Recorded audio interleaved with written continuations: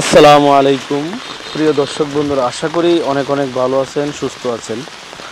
তো আজকে সকাল থেকেই মুষলধারে বৃষ্টি হচ্ছে।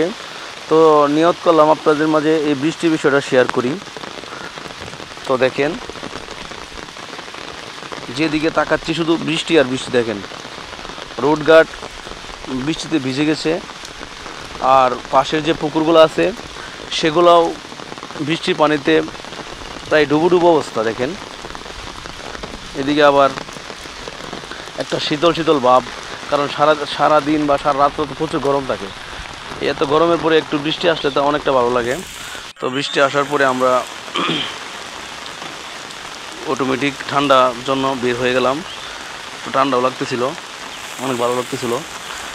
এদিকে দেখেন, ওই যে পুকুরেও প্রচুর বৃষ্টি হচ্ছে।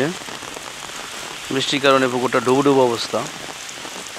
দেখেন, পুকুরে যদি মাছ থাকে তাহলে মাছ তো হয়তো বাইর হয়ে যাওয়ার অবস্থা হয়ে গেছে, কারণ পা ডুবে গেছে। এদিকে রাস্তাও প্রচুর পরিমাণে বৃষ্টি হচ্ছে, রাস্তায় কোনো গাড়ি নেই, কারণ বৃষ্টির ভিতরে সাধারণত গাড়ি কমই চলে। এমনি গ্রাম অঞ্চলের রাস্তাগুলোতে তেমন একটা গাড়ি নেই।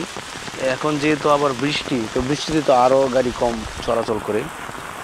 যাই হোক, এদিকে দেখেন বৃষ্টির ভিতরেই কাঁঠাল গাছগুলোতে কাঁঠাল জ্বলে আছে। এদিকে অনেক কাঁঠাল ধরেছে। তো এখন তো কাঁঠালের সিজন।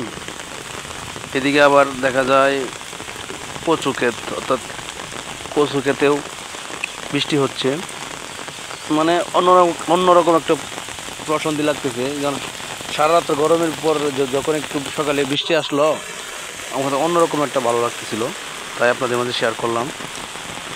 এদিকে দেখেন, বৃষ্টিতে সব কিছু একবারে ভিজে গেছে। এদিকে দেখেন যে বৃষ্টি হচ্ছে প্রচুর।